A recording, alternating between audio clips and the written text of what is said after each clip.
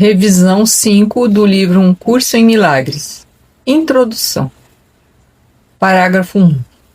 Agora revisamos mais uma vez. Desta vez estamos prontos para fazer mais esforço e dar mais tempo ao que empreendemos. Reconhecemos que estamos nos preparando para outra fase da compreensão.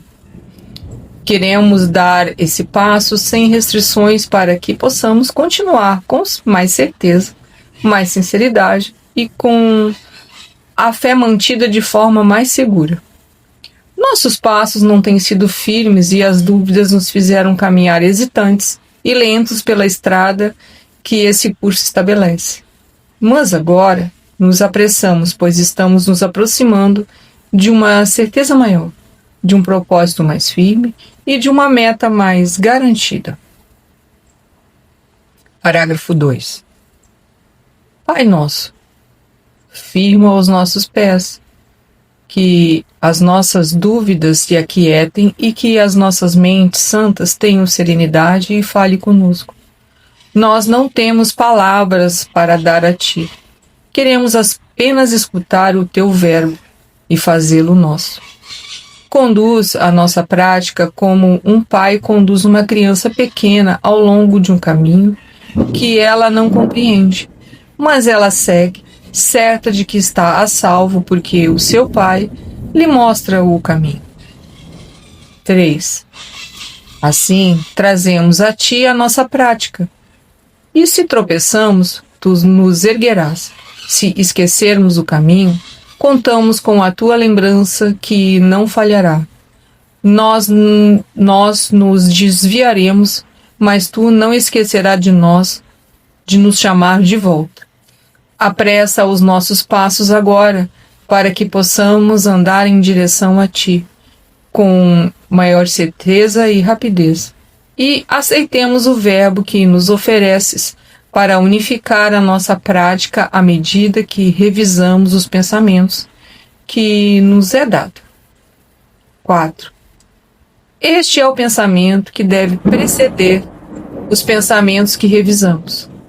Cada um deles apenas esclarece algum aspecto deste pensamento, ou ajuda a torná-lo mais significativo, mais pessoal e verdadeiro, e mais descritivo do ser santo que compartilhamos e que, agora, nos preparamos para conhecer novamente. Deus é só amor, e, portanto, eu também. 4. Só esse ser conhece o amor. Só esse ser é perfeitamente consistente em seus pensamentos. Conhece o seu Criador, compreende a si mesmo, é perfeito em seu conhecimento e no seu amor, e nunca muda o seu constante estado de união com o seu Pai e consigo mesmo. 5. E é isso que espera para nos encontrar no final da jornada. Cada passo que damos nos aproxima um pouco mais. Essa revisão reduzirá o tempo de forma imensurável, se mantivermos em mente que essa continua sendo a nossa meta e que, ao praticarmos, é disso que nos aproximamos.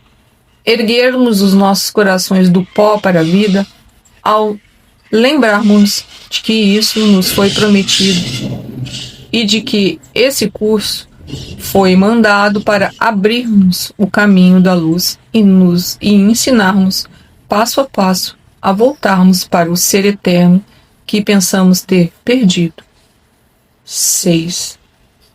Eu faço a jornada contigo, pois compartilho das tuas dúvidas e medos por algum tempo, para que possas vir a mim, que reconheço a estrada pelo qual todos os medos e dúvidas são vencidos. Nós caminhamos juntos.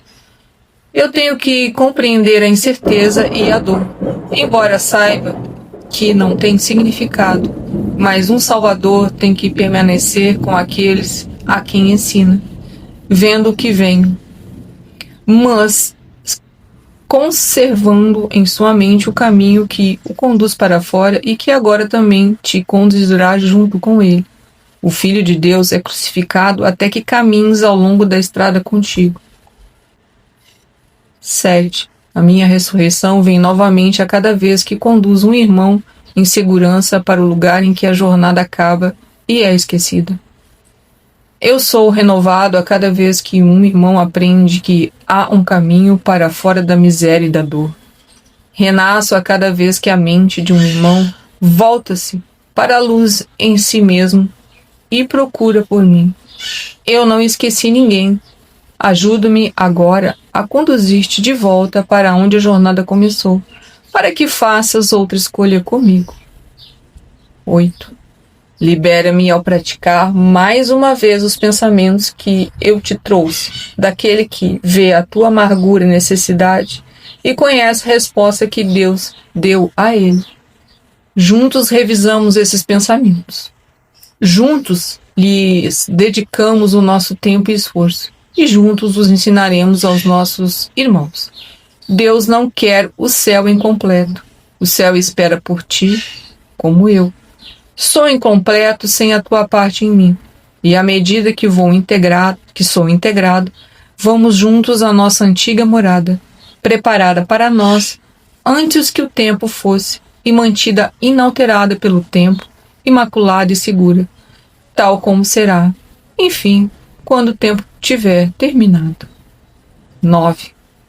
Que esta revisão seja então a tua dádiva para mim, pois é só disso que preciso, que ouças as palavras que digo e as dês ao mundo. Tu és a minha voz, os meus olhos, os meus pés, as minhas mãos, através dos quais eu salvo o mundo. O ser do qual eu te chamo é apenas o teu próprio ser. Juntos vamos a ele. Toma a mão do teu irmão, pois esse não é um caminho que percorremos sozinhos. Nele eu caminho contigo e tu comigo. É vontade do nosso Pai que seu filho seja um com ele. Assim sendo, o que vive não tem que ser contigo. 10. Que esta revisão venha a ser um momento em que compartilhamos uma experiência nova para ti.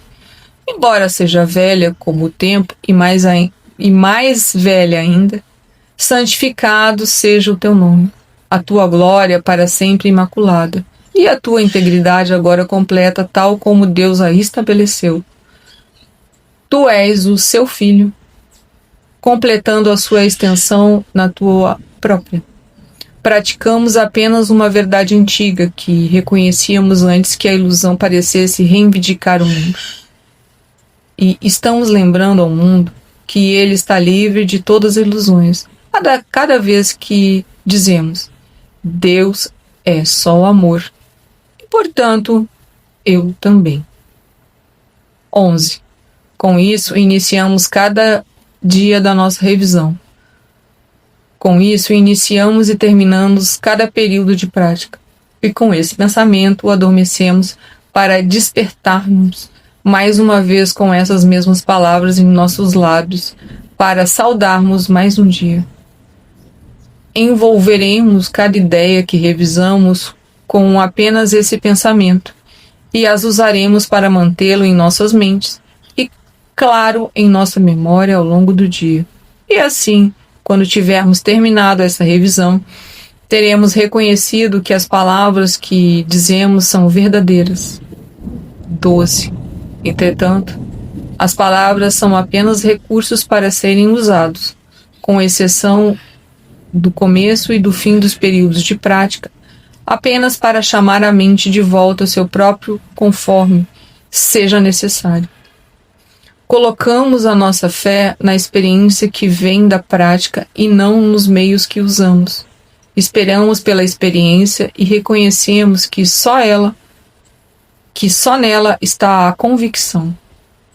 Usamos as palavras e tentamos uma e outra vez ir além delas até o seu significado, que está muito além do seu som. O som se torna indistinto e desaparece à medida que nos aproximamos da fonte e do significado. É aqui que achamos descanso.